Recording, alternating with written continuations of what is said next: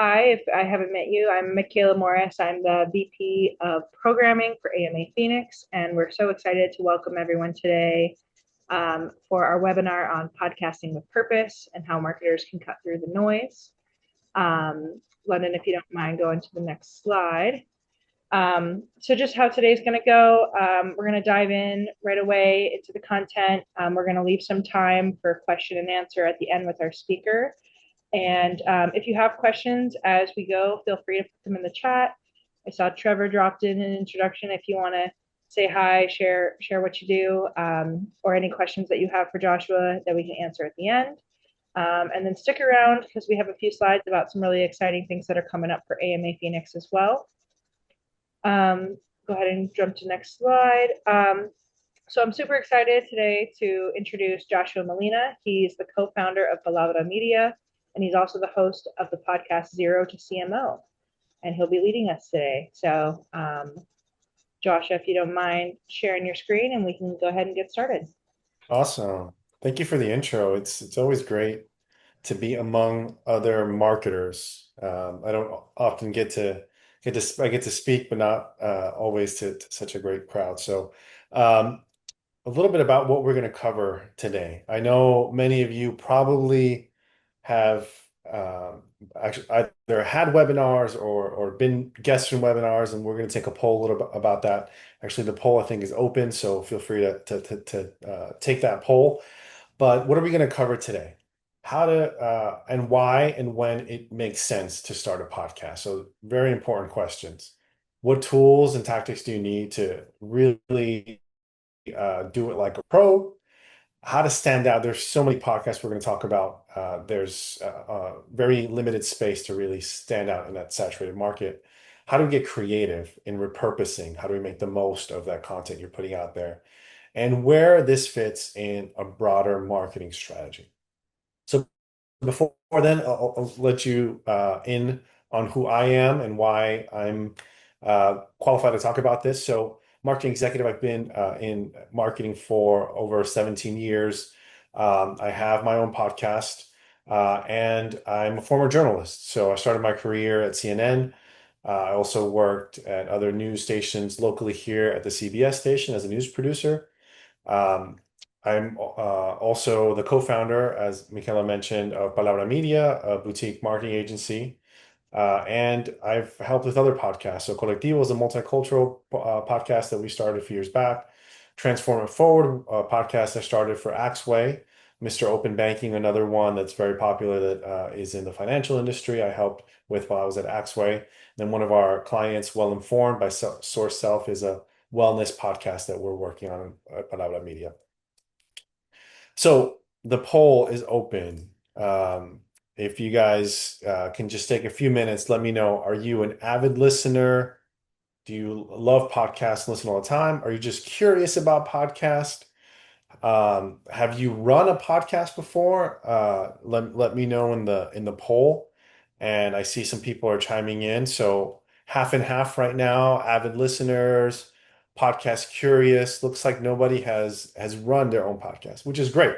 I'm guessing that's why you're here, because if you knew all about how to do it, you probably wouldn't be in this. So perfect. That helps me understand who you are. All right. So why podcasts matter? Over 100 million listeners a week just in the US. So, people consume 7+ shows, long form engagement, whereas most of your content, whether they be social media, even sometimes on YouTube, are shorter form. This is engages people for an average of 30 to 45 minutes. And obviously it builds trust and intimacy with that audience. And there's podcasts in every industry from tech, healthcare. I mentioned one of our clients is in the healthcare industry. I've done podcasts in the tech industry. There's real estate, nonprofits have opportunities to tell, and finance as well. I mentioned the Mr. Open Banking podcast as well. Um, Examples of some great podcasts. I'm sure each of you have the podcasts you love. Here are some that I think really have a good representation. Obviously, I threw my own in there because it's dear to me. But the Daily New York Times podcast, I have to listen to it every day just to get my news. I know Mikhail and I were talking about this earlier. We don't consume the news as, our generations consume it as much in on TV or radio like other generations before us. A lot of us listen to it either in social media or really in podcast form. There's fun podcasts like the Smart List podcast, Jason Bateman, Will Arnett, just listening to it this morning. They have a mixed format where we'll talk about formats in a second, but they have a mixed format where they're famous, they love talking to each other, and they spend some good time before even bringing a guest on. How I Built This, my favorite NPR podcast. I used to listen to it while in the car. I don't have much of a commute anymore, so I just listen to it as a podcast now. It talks about how different companies, from startup to large companies, how they became the companies they are. Really great storytelling and a great example of what podcasts can and should be. An armchair expert, Dax Shepard, brings in different celebrities and has these really long form personal interviews where he really knows who these people are, has some connection to them, and you just want to be there with him in the armchair. And then there's other podcasts, smaller, local, like Zero to CMO, where I interview different marketing leaders. We talk about all kinds of industries, different parts of marketing, and really get some insights into marketing. So what are these formats? So a few formats that you may hear of when listening to different podcasts.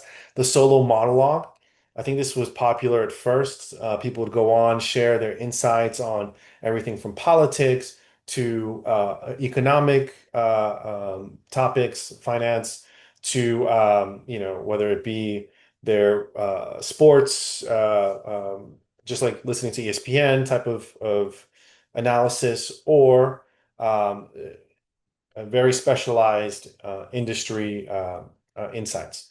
The other one is the one-on-one interview. I think that's probably the most popular, where you have a host and you have a interviewee. This is very radio format, a lot of NPR type of discussions. There's the panel discussion, which I love the most, is bringing different people on and having a lot of a discussion where instead of just two people, bringing a lot of different perspectives. Some of the newer ones, on location walkthrough. So remember, podcasts can be audio, but it can also be video. So this is very visual. And even on the audio side, if you do it really well and get a lot of sounds in it, it's very, I think it's very striking for people to actually be in the location and have people walk them through what they do on a daily basis. At specific events, it's a great opportunity for podcast episodes. And like I mentioned before, videos. So some podcasts are audio only, others are a mix, and some are video only, meaning they really focus on video as the majority piece of that podcast. A couple others that I really like, limited series. So I was just talking to my wife. She's like, "Yeah, there's podcasts that go for many seasons, and some that are just a limited series, and that's okay as well. And sometimes even better because there's only so much attention that people have in their attention span."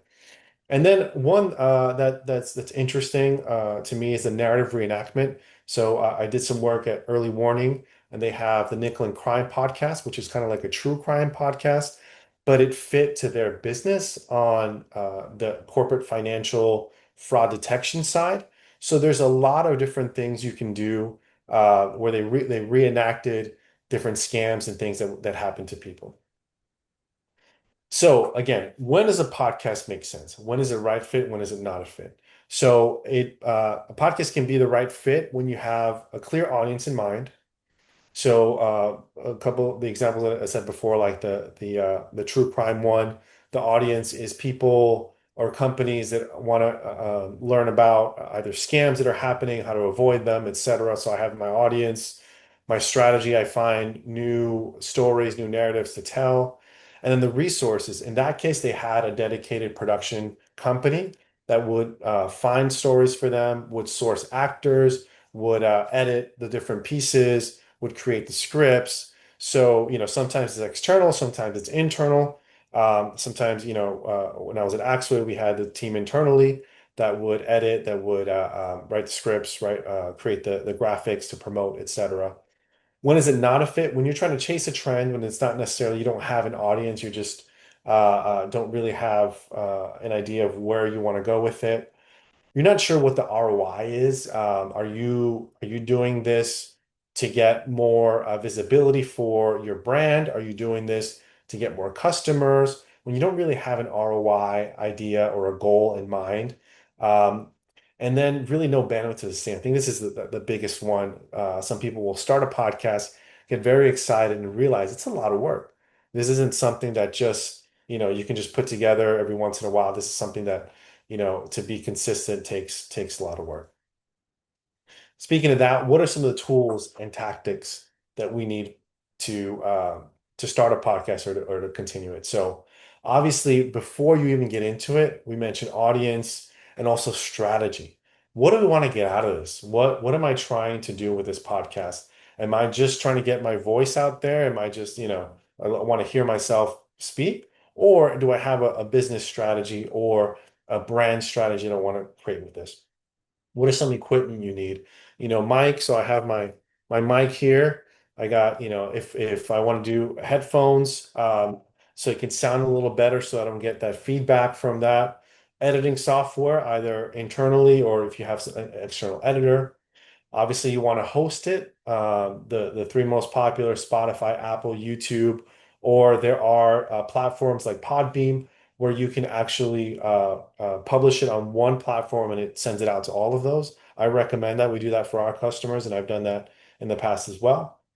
You also want to make sure you have a promotion strategy. We'll talk a little more about this in a couple slides, but you want to cross promote it. You want guests to share it. You want to have snippets and you create for social media as well.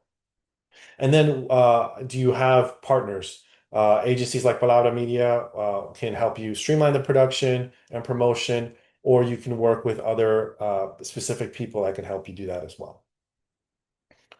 Let's talk about standing out in a sea of 5 million plus podcasts. So how do you stand out in that?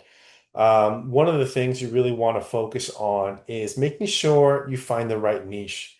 So there's obviously the news podcast. There's other podcasts that talk about pretty much everything. We definitely don't recommend you coming in and saying, I'm just going to do a podcast about finance and just that's so broad and so done. It's already been done. How do you find your niche specifically? So if you're doing real estate, what in real estate is specific for your company, for your brand? So find something that's very niche. In my case, I wanted to do zero to CMO. There's a lot of marketing podcasts out there, but the narrative, the story that I'm telling is how to get you from zero, meaning either you're starting a business or you're early on in your marketing to get to that high level marketing, the CMO level of marketing. So find out what's your story, what perspective are you coming in here? Be consistent. So consistency doesn't mean you have to post every single week or even every single month, but make sure that people know, what to expect, whether you have seasons, whether you're doing once a quarter, once a month, have some consistency so people can rely on having new content. How are you promoting this? Are you having the guests cross promote this? Are you promoting this on social?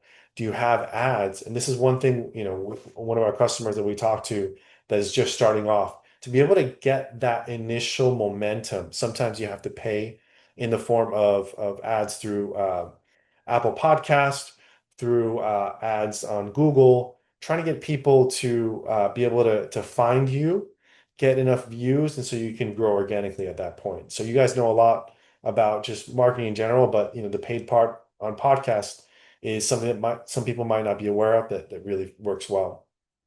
Understand who your audience is and make sure that the strategy you created for that audience fits what you're trying to sell, what you're trying to let people know about.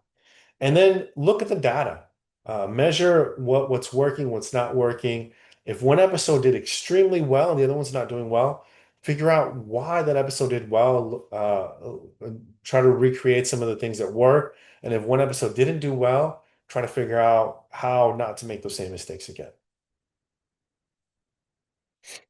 Repurposing. This is a huge, huge, huge part of making sure your podcast strategy works. And why I say that is because, again, making sure you have a good podcast does take resources, does take money, does take time. So some people start podcasts, they're like, hey, this took too much of my resources. I don't know if I want to continue it, but they never used it beyond like an Apple podcast or a Spotify podcast. You want to make sure that that same content you're working so hard to create, especially if you're bringing on guests and getting, whether it be customers, whether it be partners, to be able to tell their stories, that you're using that content in other places. Social is a perfect place. It's the most ideal place because especially if it's video content or even it's audio content, it lends itself to create social posts for. Snackable clips is what we call it, meaning if you have a 30 to 45-minute podcast, you break it down into smaller 30 to 1 minute, let's say, even less, little clips, little nuggets of what they said during the podcast that are just, either eye-opening, insightful, that lend itself well to be found on social.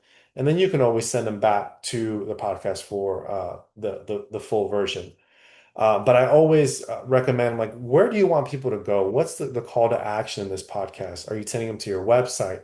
Are you sending them to, sign up for a newsletter? Where do you want them to go after they heard such great content? You want to make sure you have some place, a journey in mind. Blog posts are a great way to cross promote that. I've done that for several companies where, we have a podcast episode, then we get the transcription and work on blog post that works really well, that tells a good story, put in some quotes, and then put in maybe some video snippets if it's a video type podcast. And then on the bottom, you can hear the whole podcast again, if that's what they're looking for. LinkedIn articles work similarly. You want to, if you have a newsletter for your business or the company you're working for, this is a great thing to include in your newsletters. You have, your press mentions, your blog post, your podcast, and they can just listen to from there, and other things, announcements that you have.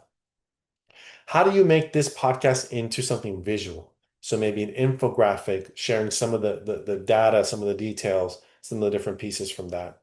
And then if you want to go longer form, again, you have 45 minutes of up to 45 minutes of content. Can you turn that into a guide or a white paper, something that can actually be gated and try to get some content information for that? And then, thinking of it as a full strategy, make it a multi-channel content engine. So let's think of it in the full ecosystem.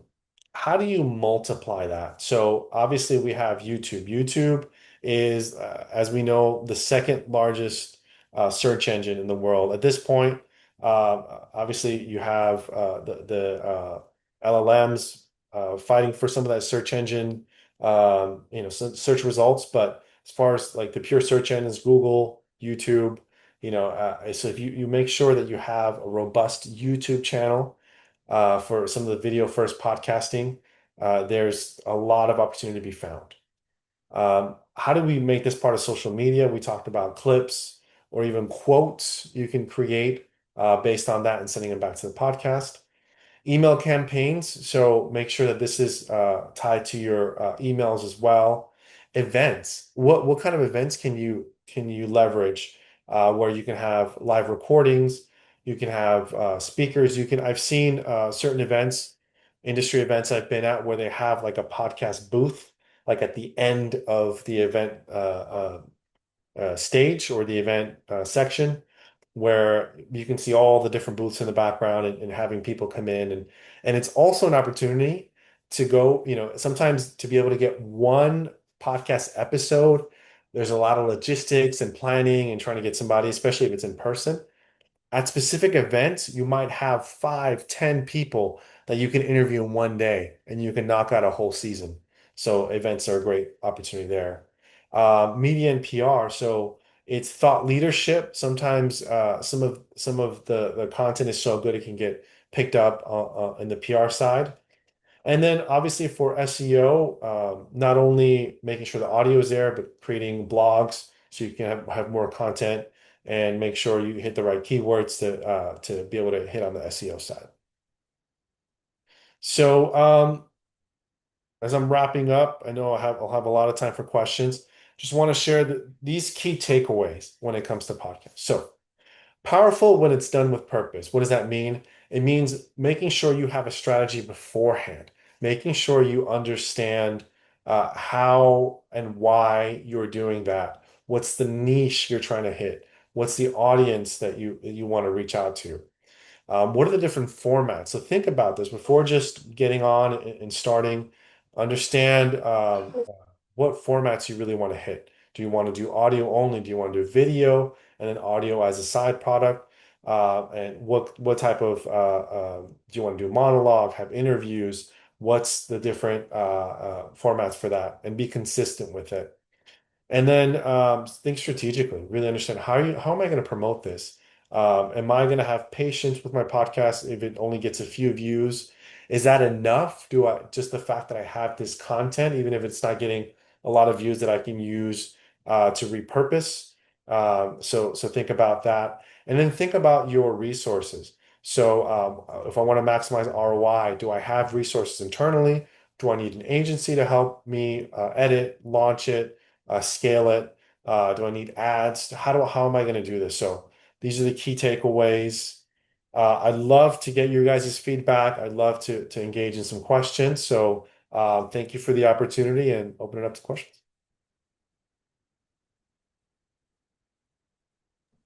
All right, perfect. So I actually took down all the questions that we actually got throughout the entire presentation. So I can list off the questions that we actually had for you. That way you hear them. Um, so the first question we actually got was, what do you think of audio podcasts versus video podcasts, and how high quality does the production values have to be if you go with video, like graphics, overlays, editing?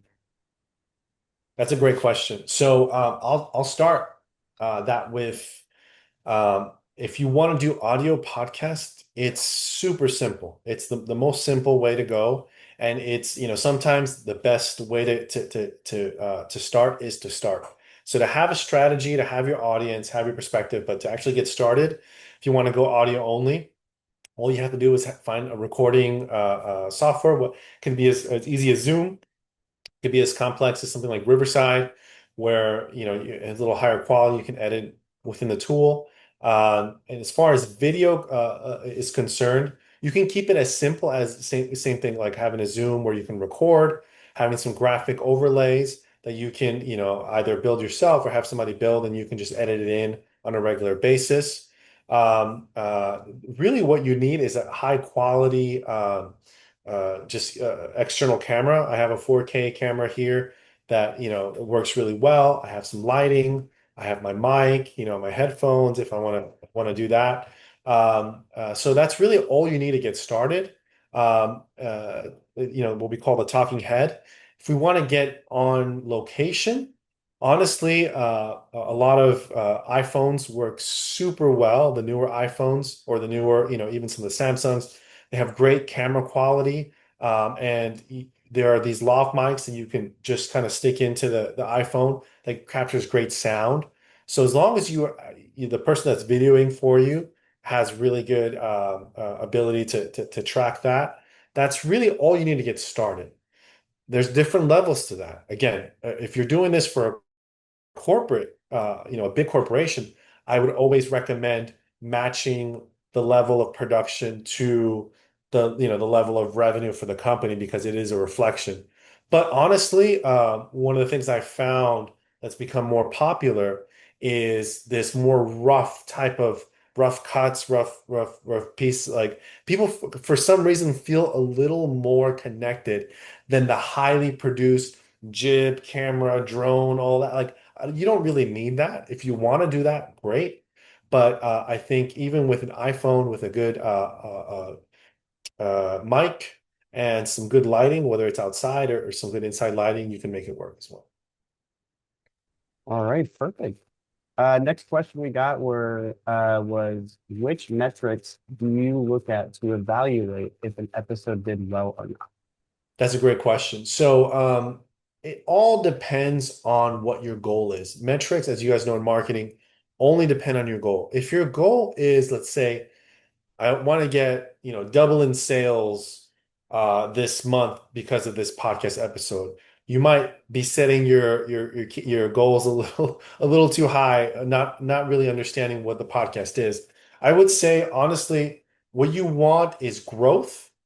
You want to see growth through consistency. You want to see your audience grow, the number of downloads, the number of people subscribing, and over time, that number should grow. Whether it's exponential because you just found the right niche, found the right partners, or your brand is personally so good that people just want to hear it. But the fact that you might not get thousands of listeners on day one or even by the end of year one doesn't mean that you failed. Because again, it depends. If your purpose, and I've had podcasts where the purpose is just let's say one is to feature the people that they talk to on a daily basis. So nobody knows really that these are our customers. We don't get to have these customer conversations. But if I feature them in a podcast, I can show that they're my customers, show that we did a great story with them without having to do a case study, without having to film, a high produced video, and this is an opportunity for that. Other opportunities, for example, are I want to reach out to certain people that I might not be able to have in my network at a certain time. So this with the Zero to CMO podcast has been a great opportunity for me to meet people that I haven't had a chance to rub shoulders with in the past. So just the fact that I can talk to them for me is a big win. So it just depends on what your goal is. I think that's what the KPIs depend on. Perfect, perfect. Alrighty. And then podcasts do take a lot of work, prep and planning, but how do you use AI to help with that planning and editing?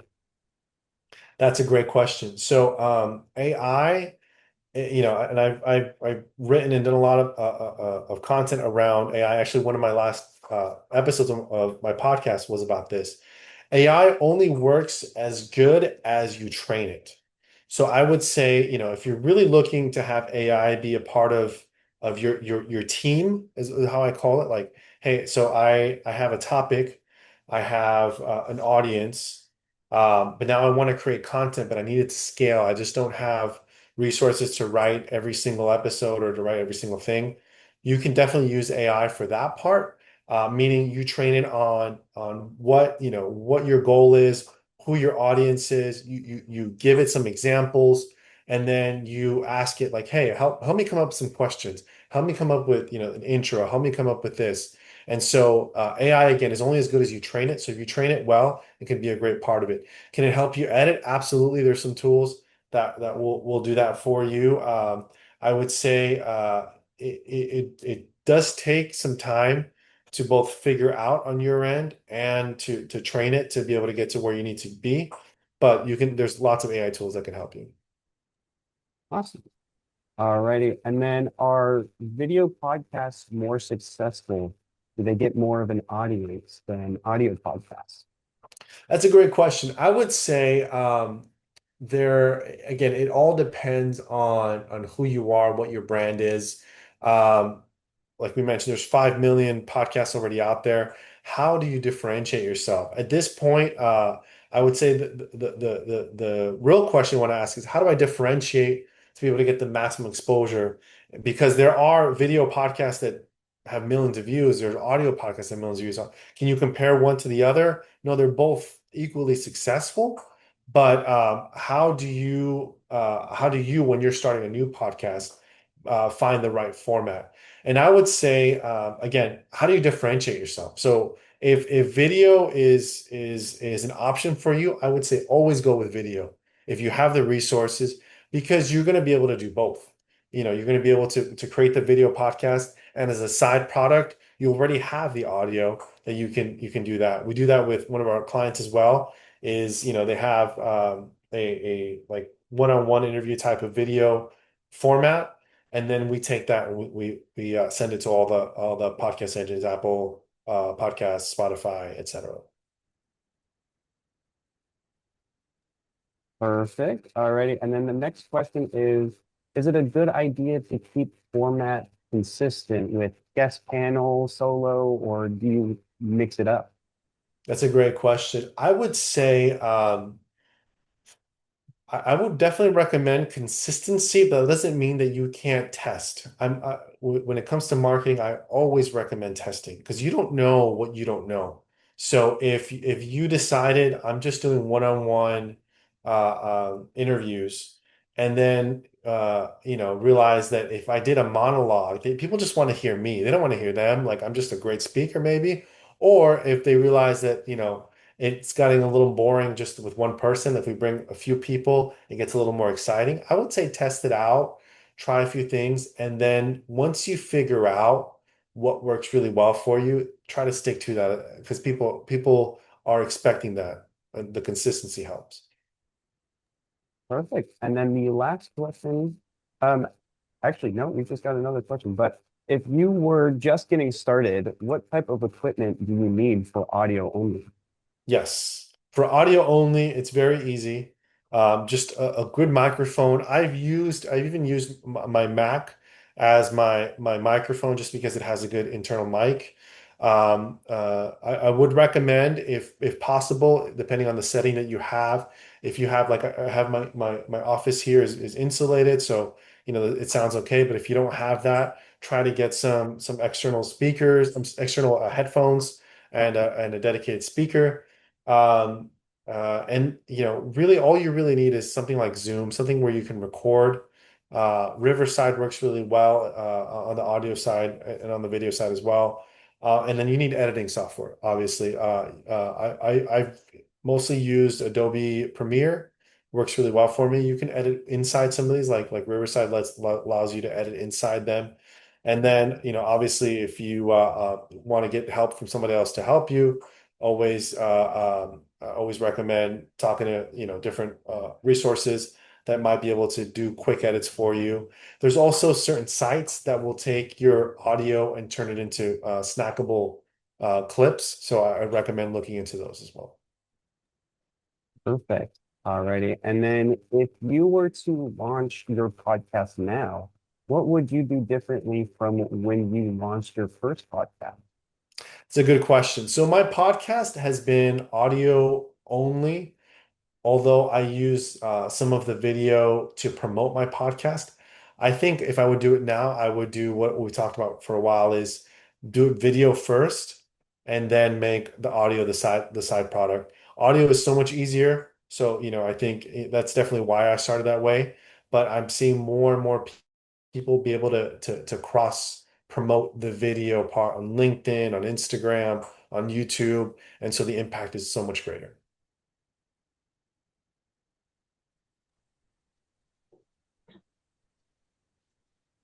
Perfect. And I believe that's all the questions we had so far for today.